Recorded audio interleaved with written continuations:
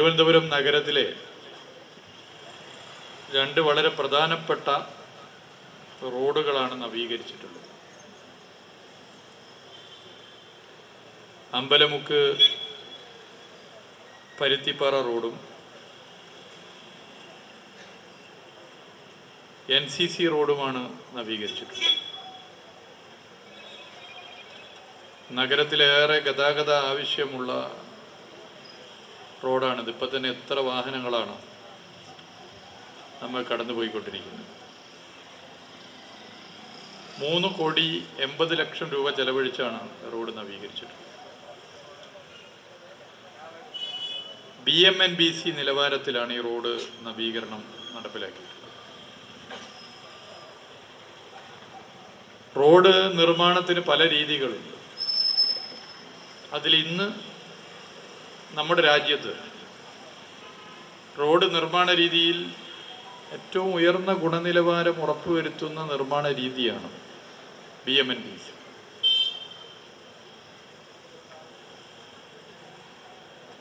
BMNBCയിൽ road നിർമ്മിച്ചു കഴിഞ്ഞാൽ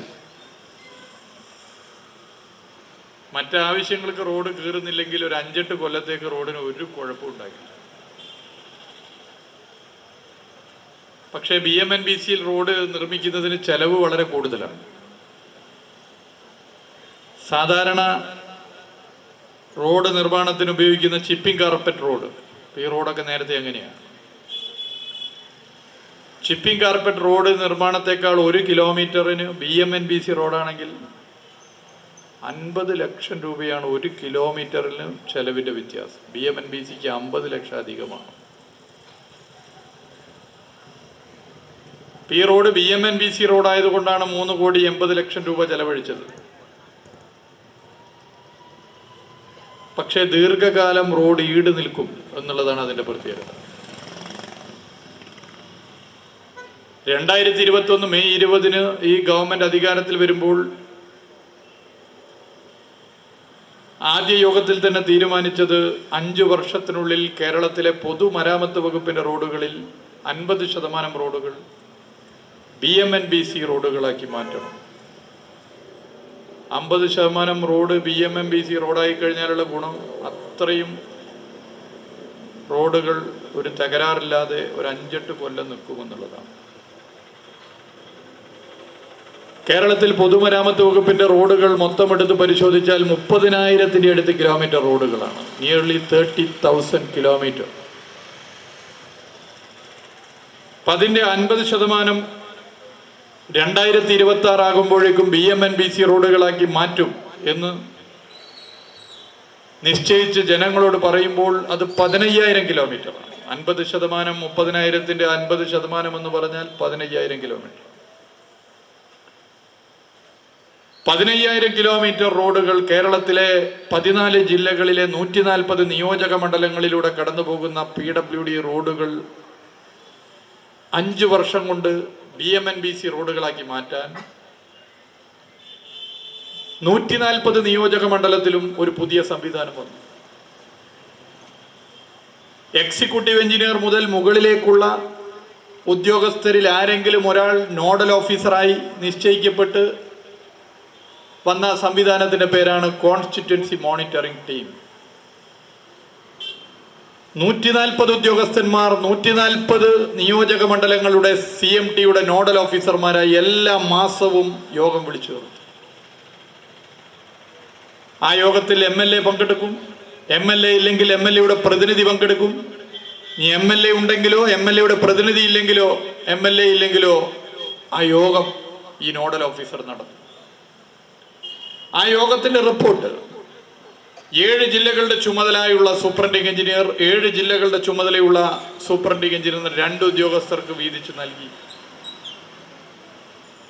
ഈ സൂപ്രണ്ടിംഗ് എഞ്ചിനീയർമാർ ആ റിപ്പോർട്ട് ശേഖരിച്ച് അത് പഠിച്ച് അതിൽ സർക്കാർ തലത്തിൽ ഇടപെടേണ്ട പ്രധാന വിഷയങ്ങൾ ഉണ്ടെങ്കിൽ അത് മുകളിലേക്ക് അറിയിക്കും. ഓരോ കോൺസ്റ്റിറ്റ്യുവൻസി മോണിറ്ററിംഗ് ടീമിന്റെ യോഗവും കഴിഞ്ഞാൽ അവിടുത്തെ പ്രത്യേകതകൾ മുകളിൽ അറിയും. അതിൽ ഒരു പ്രധാന അജണ്ട BMNBC റോഡുകളുടെ എണ്ണം വർദ്ധിപ്പിക്കുക എന്നുള്ളതാണ്. പൊതുമരാമത്ത് വകുപ്പുമായി ബന്ധപ്പെട്ട പല അജണ്ടകളും CMT എല്ലാ മാസവും ചർച്ച ചെയ്യുമെങ്കിൽ വളരെ പ്രധാനപ്പെട്ട ഒരു അജണ്ടയാണ് BMNBC റോഡുകളുടെ എണ്ണം വർദ്ധിപ്പിക്കുക. അങ്ങനെ എണ്ണയിട്ട യന്ത്രം പോലെ ഈ സംവിധാനം ചലിച്ചതിന്റെ ഭാഗമായി പ്രിയപ്പെട്ടവരെ 5 കൊല്ലം കൊണ്ട് 15,000 കിലോമീറ്റർ അഥവാ പൊതുമരാമത്ത് വകുപ്പിന്റെ 50% റോഡുകൾ BMNBC ആക്കുക എന്നുള്ളത് 4 വർഷം പൂർത്തീകരിക്കുമ്പോൾ തന്നെ യാഥാർത്ഥ്യമാക്കാനായി എന്നുള്ള സന്തോഷ വിവരം നിങ്ങളെ പ്രത്യേകം അറിയിക്കാൻ ഞാൻ ആഗ്രഹിക്കുകയാണ്. ഓരോ നിയോജക മണ്ഡലത്തിലും ഇതിന്റെ മാറ്റം കാണാൻ വേണ്ടി സാധിക്കും. ഈ വട്ടിയൂർക്കാവ് നിയോജക മണ്ഡലത്തിൽ പൊതുമരാമത്ത് വകുപ്പിന്റെ റോഡുകൾ എടുത്ത് പരിശോധിച്ചാൽ വലിയ ശതമാനം റോഡുകൾ ഈ കാലയളവിൽ BMNBC റോഡുകളായി. 1 കിലോമീറ്റർ റോഡ് BMNBC ആക്കി മാറ്റുന്നതിന് സംസ്ഥാന സർക്കാരിന് അധികം ചെലവാക്കേണ്ടി വന്നത് 50 ലക്ഷം രൂപയാണെങ്കിൽ കോടിക്കണക്കിന് രൂപ ഈ വട്ടിയൂർക്കാവ് നിയോജക മണ്ഡലത്തിലെ ജനങ്ങളുടെ യാത്രാ സൗകര്യത്തിന് വേണ്ടി സർക്കാർ അധികമായി ചെലവഴിച്ചു. ഇവിടുത്തെ MLA പ്രശാന്തിന്റെ ഇടപെടലിനെ കുറിച്ച് ഞാൻ പ്രത്യേകം ഇവിടെ മൈക്കിൽ പ്രസംഗിക്കണം എന്ന് എനിക്ക് തോന്നുന്നില്ല. എങ്ങനെയാണ് ഒരു ജനപ്രതിനിധി ഇടപെടേണ്ടത് എന്ന് നേരത്തെ നമ്മുടെ കൗൺസിലർ ശ്രീ അംശു ഇവിടെ ചൂണ്ടിക്കാട്ടി. നേരത്തെ മേയറായപ്പോഴും ഇപ്പോൾ MLA ആയിട്ടും പ്രശാന്ത് ഈ നിയോജക മണ്ഡലത്തിൽ എങ്ങനെ ഇടപെടുന്നു എന്നുള്ളത് നിങ്ങൾക്കൊക്കെ അറിയുന്ന കാര്യമാണ്. കക്ഷി രാഷ്ട്രീയ ഭേദമന്യേ എല്ലാവരും MLA എന്നുള്ള നിലയിൽ പ്രശാന്തിന്റെ ഇടപെടലിനെ അംഗീകരിക്കുന്നു, അഭിനന്ദിക്കുന്നു. വട്ടിയൂർക്കാവ് നിയോജക മണ്ഡലത്തിലെ റോഡുകൾ മികവുറ്റ റോഡുകളാക്കി മാറ്റി തീർക്കുന്നതിന് പൊതുമരാമത്ത് വകുപ്പിനോടൊപ്പം നിന്നുകൊണ്ട് നേതൃത്വം കൊടുത്ത വ്യക്തിയുടെ പേരാണ് പ്രശാന്ത് എന്ന് വളരെ അഭിമാനത്തോടു കൂടി ഞാൻ പറയാൻ ആഗ്രഹിക്കുകയാണ്. നിയോജക മണ്ഡലത്തിലെ റോഡ് നന്നാവുമ്പോൾ അത് നഗരത്തിലെ തലസ്ഥാന നഗരിയിലെ റോഡുകൾ മികച്ചതാകുന്നതിന്റെ ഭാഗമായി നമ്മുടെ സംസ്ഥാനത്തിന് തന്നെ അത് വലിയ ഗുണമാണ്. നമ്മുടെ സംസ്ഥാനത്തിന്റെ തലസ്ഥാനത്തേക്ക് പുറത്തുനിന്ന് ഒരാൾ വന്നാൽ അത് ഇന്ത്യയിലെ മറ്റു സ്റ്റേറ്റുകളിൽ നിന്നായിക്കൊള്ളട്ടെ, ഇന്ത്യക്ക് പുറത്തുള്ള മറ്റ് രാജ്യങ്ങളിൽ നിന്നായിക്കൊള്ളട്ടെ, തലസ്ഥാനത്തെ റോഡുകളിലൂടെ സഞ്ചരിച്ചാൽ നല്ല റോഡാണെങ്കിൽ നമ്മുടെ സംസ്ഥാനത്തെ കുറിച്ച് തന്നെ നല്ല അഭിപ്രായം പറയും. നേരെ മറിച്ച് കുണ്ടും കുഴിയുള്ള റോഡാണെങ്കിൽ കുതിരപ്പുറത്ത് പോകുന്നത് പോലെ പോയി അത് നമ്മുടെ സംസ്ഥാനത്തെ കുറിച്ച് മോശം അഭിപ്രായം പറയും. ഇന്ന് തിരുവനന്തപുരം നഗരത്തെ റോഡുകൾ നിങ്ങൾ നോക്കൂ. സ്മാർട്ട് സിറ്റി റോഡുകൾ, തിരുവനന്തപുരം നഗരത്തിലെ റോഡുകൾ, ആ റോഡുകൾ കണ്ടാൽ വണ്ടിയിൽ നിന്ന് ഇറങ്ങിയൊരു തലേണയും പായും വിരിച്ചവിടെ കിടക്കാൻ തോന്നും. അത്ര നല്ല സ്മൂത്തായിട്ടുള്ള റോഡുകളാണ്. കേരളത്തിന്റെ തലസ്ഥാനത്തേക്ക് പുറത്തുനിന്ന് ആരെങ്കിലും വന്നാൽ അഭിമാനത്തോടു കൂടി നമ്മുടെ സംസ്ഥാനത്തെ കുറിച്ച് പറയും. ഏറ്റവും മികച്ച റോഡുകൾ, അതിൽ സംസ്ഥാന സർക്കാർ ഇടപെട്ടതുപോലെ തന്നെ തിരുവനന്തപുരം കോർപ്പറേഷന്റെ ഇടപെടലുമുണ്ട്. തിരുവനന്തപുരം കോർപ്പറേഷൻ ഈ നഗരത്തിലെ റോഡുകൾ സ്മാർട്ട് റോഡുകളാക്കി മാറ്റാൻ വേണ്ടി നടത്തിയ ഇടപെടലിനെ പ്രത്യേകം അഭിനന്ദിക്കാൻ ഈ വേള ഞാൻ ഉപയോഗപ്പെടുത്താൻ ആഗ്രഹിക്കുകയാണ്. അങ്ങനെ തിരുവനന്തപുരം നഗരം മികച്ച റോഡുകളുള്ള നഗരമായി മാറി. മികച്ച നിലയിൽ ഈ വട്ടിയൂർക്കാവ് നിയോജക മണ്ഡലം അതിന് വലിയ പങ്ക് വഹിക്കുന്നു. 30 കോടിയോളം രൂപയുടെ പ്രവർത്തികൾ വിവിധ പദ്ധതികളിലായി ഈ നിയോജക മണ്ഡലത്തിൽ മാത്രം പുരോഗമിക്കുകയാണ്. 30 കോടി രൂപയുടെ പ്രവർത്തികൾ, 1-2 കോടിയല്ല, 30 കോടി. ഇതുകൂടാതെ വട്ടിയൂർക്കാവ് ജംഗ്ഷൻ വിപുലീകരണം, അമ്പലമുക്ക് സാന്ത്വനം ജംഗ്ഷൻ വിപുലീകരണം, പേരൂർക്കട ജംഗ്ഷൻ വികസനം എന്നീ പ്രവർത്തികളും അനുവദിച്ചിട്ടുള്ളതാണ്. എത്ര കാലമായി ഈ നഗരത്തിലെ ജനങ്ങൾ ഇതൊക്കെ ആഗ്രഹിക്കുന്നു. ആ ജംഗ്ഷനുകളിലെ ഗതാഗത കുരുക്ക് കാരണം വീർപ്പ് മുട്ടുന്നവർ, പ്രയാസം അനുഭവിക്കുന്നവർ, പരീക്ഷ എഴുതാൻ പോകുന്ന കുട്ടികൾ, ആശുപത്രിയിലേക്ക് നമ്മുടെ ആളുകളെ കൊണ്ടുപോകുമ്പോഴുള്ള പ്രയാസം, ഇങ്ങനെ എന്തൊക്കെ പ്രശ്നം. ഇത് പരിഹരിക്കാൻ ജംഗ്ഷൻ ഇംപ്രൂവ്മെന്റിന്, ഈ ഗതാഗത കുരുക്കിന്റെ പരിഹാരത്തിനായി ഏറ്റവും വലിയ പരിഗണന നൽകിയ നിയോജക മണ്ഡലത്തിന്റെ പേരാണ് വട്ടിയൂർക്കാവ് എന്നുള്ളത് ഞാനിവിടെ ചൂണ്ടിക്കാട്ടാൻ ആഗ്രഹിക്കുകയാണ്. നഗരത്തിലെ സ്മാർട്ട് സിറ്റി റോഡുകൾ ഉൾപ്പെടെ പൂർത്തിയാക്കി. പ്രവൃത്തി നടക്കുമ്പോൾ സ്വാഭാവികമായിട്ടും വലിയ പ്രയാസം നമ്മളൊക്കെ അനുഭവിച്ചു. റോഡിൻ്റെ പ്രവൃത്തി സ്വാഭാവികമായും നടക്കുമ്പോൾ അതിൻ്റെതായ പ്രയാസങ്ങളുണ്ടാകും. തലസ്ഥാന നഗരത്തിൽ നമ്മളെടുത്ത് പരിശോധിച്ചാൽ വലിയ നിലയിലേക്കുള്ള വികസന പ്രവർത്തനങ്ങളാണ് പൊതുവെ നടന്നിട്ടുള്ളത്. റോഡുകൾ മികച്ച റോഡുകളായി മാറി. പശ്ചാത്തല വികസന മേഖല എടുത്ത് പരിശോധിച്ചാൽ വട്ടിയൂർക്കാവ് ഏറ്റവും മികച്ച നിലയിലേക്ക് മാറി. ഞാൻ അതിൻ്റെ മറ്റു കാര്യങ്ങളിലേക്ക് പോകുന്നില്ല. MLA ഇവിടെ വളരെ വിശദമായി സംസാരിക്കാൻ വേണ്ടി പോകുന്നു. കേരളത്തിൽ വട്ടിയൂർക്കാവ് നിയോജക മണ്ഡലം പോലെ തന്നെ സംസ്ഥാനത്താകെ നിരവധി റോഡുകൾ, പാലങ്ങൾ യാഥാർത്ഥ്യമായി. 2016 ശ്രീ പിണറായി വിജയൻ മുഖ്യമന്ത്രിയായി ആദ്യ സർക്കാരും ഇപ്പോഴത്തെ സർക്കാരും ഭരണം ഏറ്റെടുത്തതിന് ശേഷമുള്ള ഈ 9 വർഷത്തിനിടയിൽ കേരളത്തിൻ്റെ പശ്ചാത്തല വികസന മേഖലയിലെ മാറ്റങ്ങൾ നിങ്ങൾ നോക്കൂ. ഒരു മാജിക് നടന്നതുപോലെയല്ലേ? കിഫ്ബി എന്ന സംവിധാനം വന്നതോടുകൂടി ബഡ്ജറ്റിന് പുറമേയുള്ള സംവിധാനത്തിന്റെ ഭാഗമായി ഫണ്ട് വേറെയും ഇറങ്ങി. കിഫ്ബി വഴി മാത്രം ഇതുവരെ നമ്മുടെ സംസ്ഥാനത്ത് പൂർത്തീകരിച്ചത് 163 റോഡ്, പാലം പദ്ധതികളാണ്. ഇതിനായി ചെലവഴിച്ചതോ 6616 കോടി 13 ലക്ഷം രൂപ. 1880 കിലോമീറ്റർ വരുന്ന 136 റോഡുകൾ, 5643 കോടി 59 ലക്ഷം രൂപ ചെലവഴിച്ച് പൂർത്തീകരിച്ചു. 27 പാലങ്ങൾ, 572 കോടി 54 ലക്ഷം രൂപ ചെലവഴിച്ച് പൂർത്തീകരിച്ചു. നിലവിൽ 160 പദ്ധതികളിലായി 8308 കോടി 80 ലക്ഷം രൂപയുടെ റോഡ്, പാലം പദ്ധതികളാണ് കേരളം എന്ന ഈ കൊച്ചു സംസ്ഥാനത്ത് പുരോഗമിക്കുന്നത്. 1173 കിലോമീറ്റർ വരുന്ന 106 റോഡുകളാണ് നിർമ്മാണത്തിലുള്ളത്. ഇതിനായി 6611 കോടി 47 ലക്ഷം രൂപ ചെലവഴിക്കുന്നു. 1697 കോടി 33 ലക്ഷം രൂപയുടെ 94 പാലം പദ്ധതികൾ നമ്മുടെ സംസ്ഥാനത്ത് പുരോഗമിക്കുന്നു. ഇവിടുത്തെ റോഡ് പദ്ധതി ശബരിമല പാക്കേജിൽ ഉൾപ്പെടുത്തിയാണ് നവീകരിക്കുന്നത്.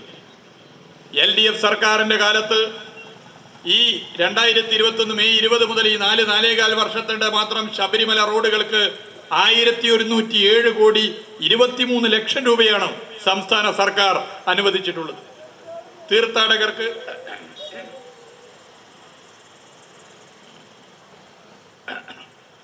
തീർത്ഥാടകർക്ക് സൗകര്യപ്രദമായ നിലയിൽ യാത്ര ചെയ്യാൻ വേണ്ടിയാണിത്. ഇങ്ങനെ പശ്ചാത്തല വികസന മേഖലയിൽ വലിയ മാറ്റം, ഒരു മാജിക് തന്നെ നടന്ന കാലമാണ് ഈ കാലം. അത് എല്ലാവരുടെയും സഹകരണത്തിൻ്റെ ഭാഗമായിട്ടാണ്. എല്ലാവരും, കക്ഷി രാഷ്ട്രീയ ഭേദമന്യേ എല്ലാവരും അംഗീകരിക്കുന്ന കാര്യമല്ലേ? ഇത്രയധികം പാലങ്ങൾ വന്നൊരു കാലമുണ്ടോ? ഇത്രയധികം മികച്ച റോഡുകൾ വന്നൊരു കാലമുണ്ടോ? ദേശീയപാത 66 യാഥാർത്ഥ്യമാകാൻ വേണ്ടി പോകുന്നു. മലയോര ഹൈവേ, കേരളത്തിലെ 13 ജില്ലകളിലൂടെ കടന്നു പോകുന്ന മലയോര ഹൈവേ, കേരളത്തിലെ 9 ജില്ലകളിലൂടെ കടന്നു പോകുന്ന തീരദേശ ഹൈവേ, ഇങ്ങനെ സംസ്ഥാനത്തിന്റെ ഒരറ്റം മുതൽ മറ്റൊരറ്റം വരെ ജനങ്ങൾക്ക് സൗകര്യപ്രദമായ നിലയിൽ യാത്ര ചെയ്യാൻ സാധ്യമാകുന്ന നില ഈ സംസ്ഥാനത്തുണ്ടാകുന്നു. കേരളത്തിന്റെ കാർഷിക ടൂറിസം മേഖലയ്ക്ക് ഉണർവേകുന്ന കേരളത്തിലെ 13 ജില്ലകളിലൂടെ കടന്നു പോകുന്ന മലയോര ഹൈവേ, അത് വലിയ നിലയിലേക്കുള്ള മാറ്റം നമ്മുടെ സംസ്ഥാനത്തുണ്ടാകും. കേരളത്തിലെ 9 ജില്ലകളിലൂടെ കടന്നു പോകുന്ന തീരദേശ ഹൈവേ, കാസർഗോഡും കണ്ണൂരും കോഴിക്കോട് മലപ്പുറം തൃശ്ശൂർ എറണാകുളം ആലപ്പുഴ കൊല്ലം തിരുവനന്തപുരം 9 ജില്ലകളിലൂടെ കടന്നു പോകുന്ന തീരദേശ ഹൈവേ 600ഓളം കിലോമീറ്ററാണ്. 50 കിലോമീറ്റർ ഇടവിട്ട് കംഫർട്ട് സ്റ്റേഷനുകൾ, കുട്ടികൾക്കും അമ്മമാർക്കും പെങ്ങന്മാർക്കും യാത്രക്കാർക്കാകെയും വിശ്രമിക്കാനും കളിക്കാനും ടൂറിസ്റ്റ് കേന്ദ്രങ്ങൾ ഉൾപ്പെടുന്ന 50 കിലോമീറ്റർ ഇടവിട്ട കേന്ദ്രങ്ങൾ. ഇങ്ങനെ തീരദേശ ഹൈവേ, മലയോര ഹൈവേ, NH66. കാസർഗോഡ് മുതൽ തിരുവനന്തപുരം വരെ കേരളത്തിലെ 600ഓളം കിലോമീറ്റർ വരുന്ന NH66 ഒരു കാലത്ത് മുടങ്ങിപ്പോയ പദ്ധതിയാണ്. 2013 national highway authority of India ഓഫീസും പൂട്ടിപ്പോയി. ഈ പദ്ധതി കേരളത്തിൽ നടത്താൻ ഇനി ഞങ്ങൾക്കാവില്ല. 2016 ഇടതുപക്ഷ ജനാധിപത്യ മുന്നണിയുടെ ഗവൺമെന്റ് ശ്രീ പിണറായി വിജയൻ മുഖ്യമന്ത്രിയായി അധികാരത്തിൽ വന്ന ഉടനെ പ്രധാനമന്ത്രിയുമായും ബന്ധപ്പെട്ട വകുപ്പ് മന്ത്രിയുമായും ഡൽഹിയിൽ പോയി മുഖ്യമന്ത്രി തന്നെ ചർച്ച ചെയ്തു. ആ ചർച്ചയിൽ കൂടുതൽ ഫണ്ട് കേന്ദ്ര സർക്കാരിൽ നിന്ന് ലഭിക്കാത്ത പ്രശ്നം ഉയർന്നു വന്നപ്പോൾ ഇന്ത്യയുടെ ചരിത്രത്തിൽ ആദ്യമായി ദേശീയപാത വികസനത്തിന് പണം കണ്ടെത്താൻ ഒരു സംസ്ഥാന സർക്കാർ തയ്യാറായി. ആ സർക്കാർ LDF സർക്കാരാണ്. ആ സർക്കാരിന്റെ മുഖ്യമന്ത്രി ശ്രീ പിണറായി വിജയനാണ്. അതാണ് പ്രത്യേകത. 100, 200, 300, 500, 1000 കോടിയല്ല, 5600 കോടി രൂപ. 2021 മെയ് 20 ഈ ഗവൺമെന്റ് അധികാരത്തിൽ വന്നു.